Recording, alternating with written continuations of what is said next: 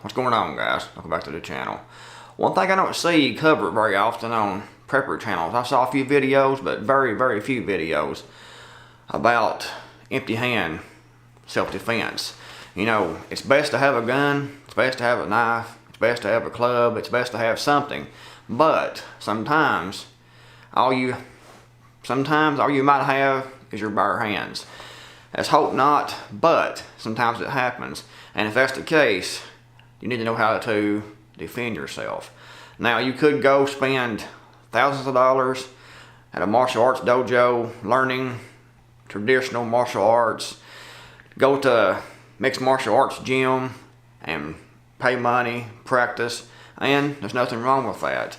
However, you can learn a whole lot about basic striking, which is actually the most effective, because traditional martial arts, for example, is it the best thing for a self-defense situation in most cases? You know, you have the traditional blocks, you have the traditional punches, and while it looks good, it's good training, good exercise, and it can work to a limited extent in a self-defense situation, it's really not the best thing. The best thing is to learn quick, easy, down and dirty techniques to end the fight really quickly. Another thing a lot of people get into is jiu-jitsu, and there's nothing wrong with jiu-jitsu at all. It's good for limited self-defense, especially if you're facing just one opponent. But if you're in an actual street self-defense situation, the last thing you want to be doing is getting into a grappling match, because say there's more than one person. You're grappling this guy, you got him on the ground, and you're trying to get him in a chokehold, you're trying to get a neck crank or an arm bar. One of his friends over here can just kick you in the head 4 or 5 times and you're done. You know, or you start grappling and this guy could have a knife. So grappling isn't the best thing for street self-defense. You need to learn some grappling, but it is grappling, jiu-jitsu, judo, like I said, has limited usefulness in a self-defense situation. But you need to avoid grappling if possible, in my opinion. You know, start grappling in a cage match, say the UFC. Grappling is great because your opponent isn't allowed to bite. Your opponent isn't allowed to eye gouge. Your opponent isn't allowed to grab you by the throat and rip your throat out. You know, there's things that you're not allowed to do in a UFC match that people will do in a street fight. So it's best to keep your self-defense techniques simple, basic, dirty, but effective. One of the most important things in a self-defense situation is to strike first. If you see it's going to come to a confrontation, a physical confrontation, and you have no way of getting away from the situation, walking away from the situation, then you want to be the one to strike first. You don't want to wait for someone to strike you, because that will be reactive. And to be reactive, you have to be so much more alert, so much quicker, because you don't know exactly when they're going to strike. You have to wait to see when they're going to strike, and most likely you might miss the kill, you might turn your head, you might look off, he might just be really quick, pow, and you're on the ground. You want to strike first if at all possible, and we'll talk about a few strikes here right now, guys. One of the first strikes, and one of the best strikes that I like to use in a street situation is a palm strike. Your fist can be used, of course. It's been used effectively for forever, you know, but you can break your fist pretty easily. If you hit the bones of the skull, and your fist can break and cause permanent damage to your hands, and it's really not the most effective technique to use. Because, say for example, a hook, you know, you come in to throw a hook, and you got to come in and throw that hook, and it's easy to break your fist that way on someone's bones.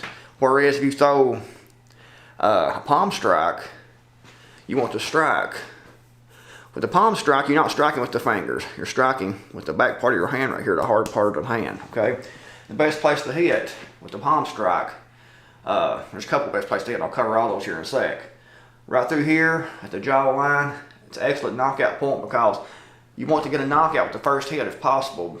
And shaking the brain is the best way to do that. You want to shake that brain to cause that shot, to cause that attacker to go down instantly. Hopefully, that's the best case scenario.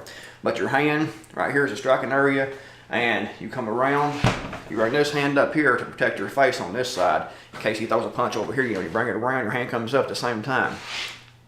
And your hand comes up, and this hand comes around, and hit right here in the jaw line for the knockout. Your hand comes through, you don't want to just take and hit and pull it away. Your goal is to hit and bring your hand all the way through his head and take his head completely off. It's not going to happen, but that should be the goal in your mind. You don't want to pull your strike. You want to get the most power and most effectiveness from that strike. You can also a palm strike under the chin.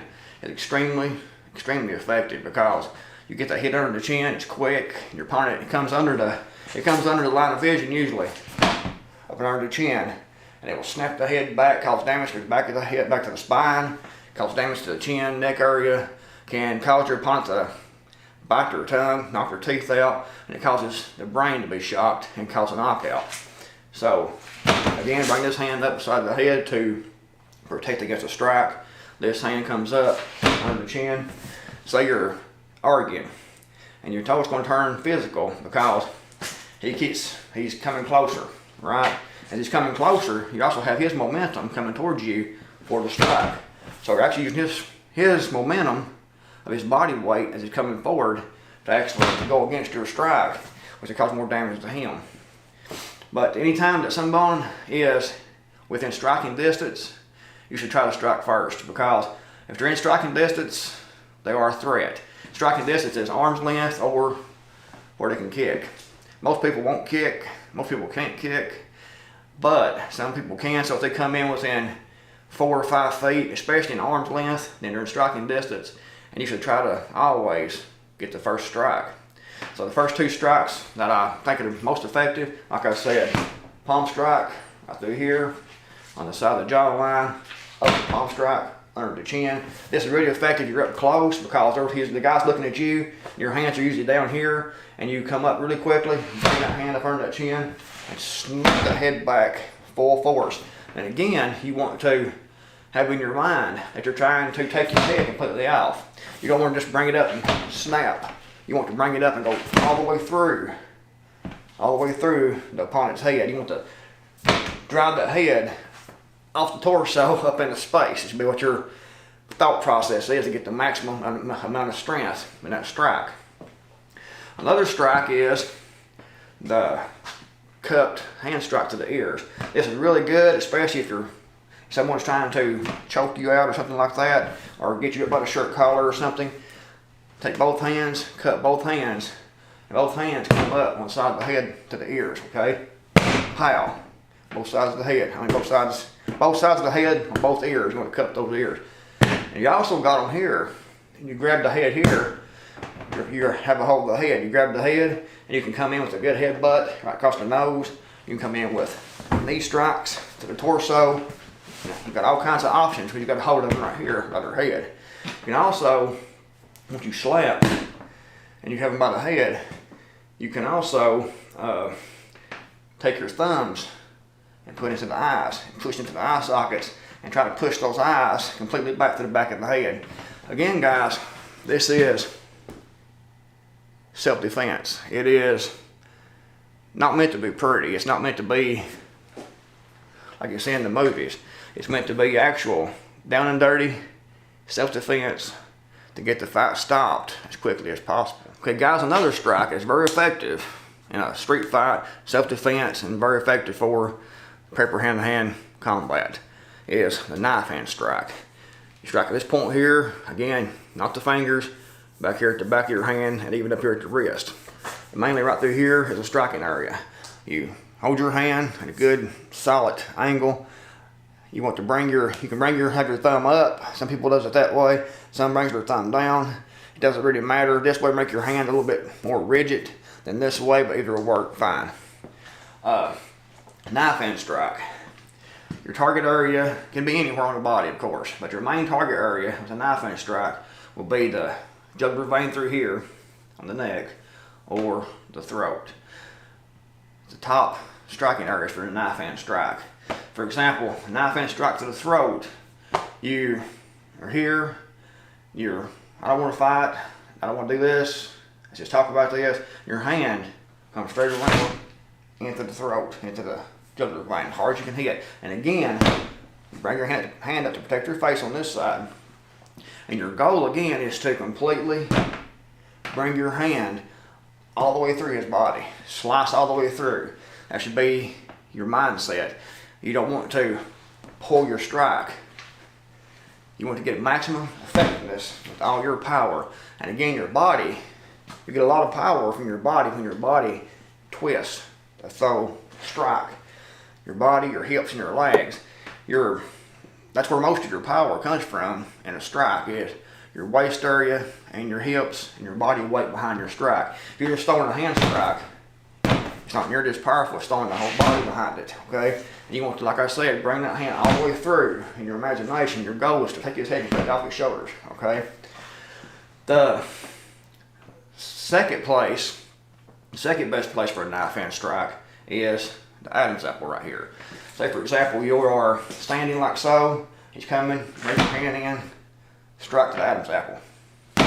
But guys, the ultimate goal is to end the fight with one strike, your first strike to end the fight. It doesn't always work that way, so you need to be prepared to follow up with more strikes. You keep striking until the opponent goes down. You don't want to just come in, say, with a palm strike to the head and to sit back and see what happens. You want to come in and hopefully it'll fall right down, but you want to be sure to, as soon as you throw this, to come in with something else. So this hand here is cocked back, so you can throw, say, a strike to the bridge of the nose or a strike under the throat, something like that. You want to keep it going until he's down. Like the ear strike. Both sides, bring it to head, butt, knees, elbows. You keep it going until the fight is ended. You don't want to just strike one strike and look back and say, well, that didn't work. You want to keep striking until they go down, because he might be really tough and he might be on drugs or something like that and have more ability to stay on his feet and more ability to do you harm. So keep striking until he's down and he's not moving. Again, this isn't legal advice. This is self-defense advice. Another strike is hammer fist strike. This is, you strike with this part of the hand right here, and one of the best targets for that is the bridge of the nose right here. Again, this hand comes up to protect your head, bridge of the nose, strike like you're here. You just bring them pow, bridge of the nose. Another hand comes through to strike here to the side of the head. Pop, pop, pop, you keep it going, But the hammer fist strike, the bridge of the nose, right through here, come down with full power.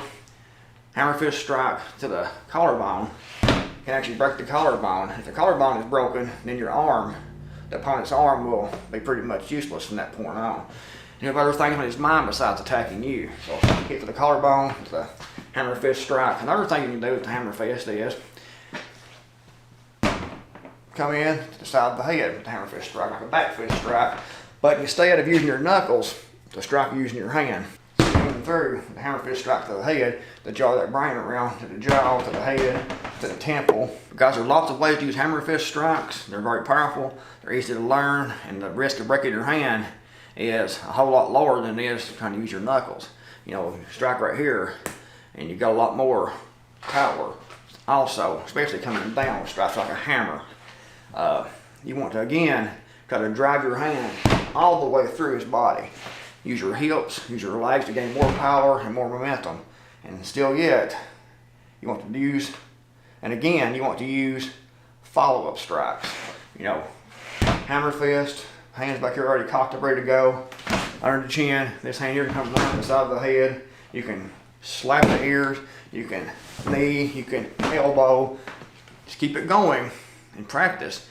A bob like this is excellent for practice because he has all the extremities of a human opponent. Okay guys, another thing that is really effective in a street fight, but takes a little more practice, is elbow strikes. And of course, you got to be in close for elbow strikes.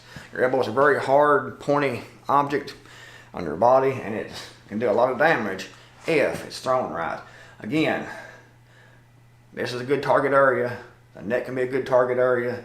The eye socket can be a good target area. Under the chin can be a good target area depending on the location where you're standing, how you throw the strike.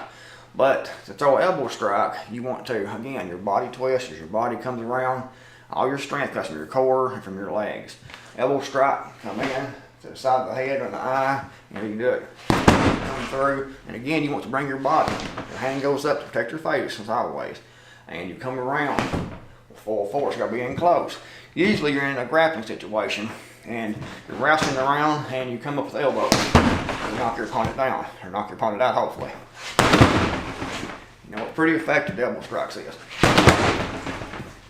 So here in the head, to the neck.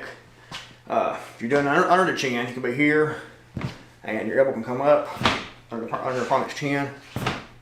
It takes practice. These are a little more advanced techniques that elbow strikes are, but they can be very effective in a street fight.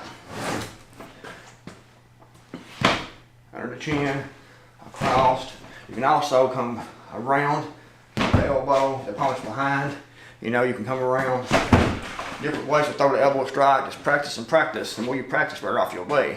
But the thing to keep in mind is the way your body moves to throw the elbow. You want to be able to chamber it up quickly, and your body comes around to give you power and strength and speed to throw the elbow strike. And guys, another strike that's very effective in a street fight is knee strikes. You want to, again, be in close. You can't be out like this, far away trying to throw a knee strike. You want to be in close to throw a knee strike. And again, most likely you'll be in a grappling type situation where he's trying to get a hold of you and you're trying to get a hold of him to gain the edge on the feet in the grappling. But knee strikes, like I said, mostly to the groin area and to the lower abdomen area. You're here grappling and your knee can come in and into the groin. You can see that, can you guys? Let's see. Put the camera down a little further so you can see a knee strike. Hopefully. Alright, that's a little better for a knee strike. You're in a grappling situation, you're wrestling around, your knee can come up into the groin area, hitting the stomach here so you can see, but pretend that's his groin area, and you know your knee comes back to get more power all the way up to your body. More upper thrust, the better. You want to drive his nuts up into his throat if possible, if it's a male. It's more effective on a male, but bring the knee up as hard as you can.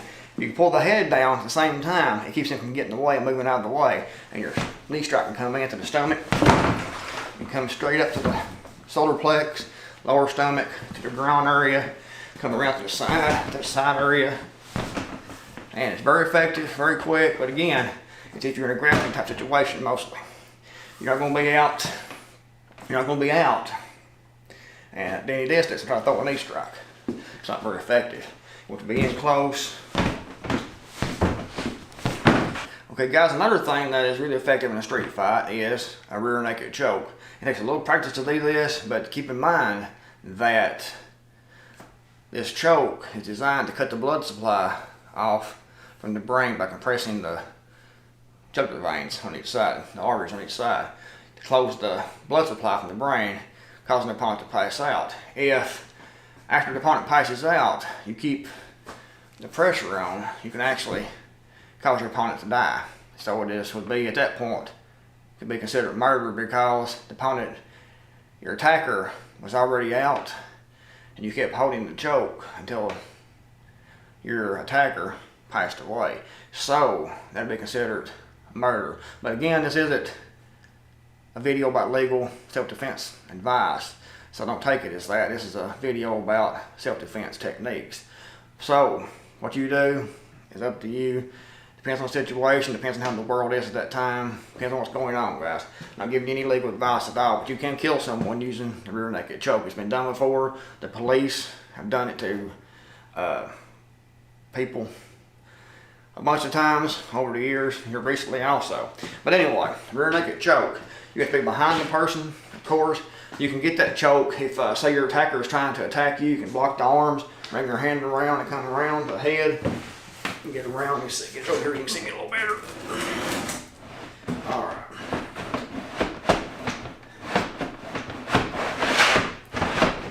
Okay, you can see it better right there, a little better. All right, guys. Rear naked choke. Your arm comes around.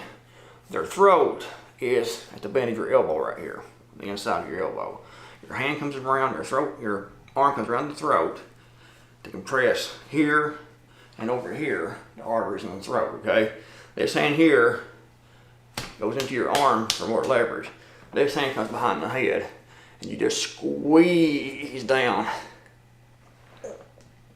until they stop moving.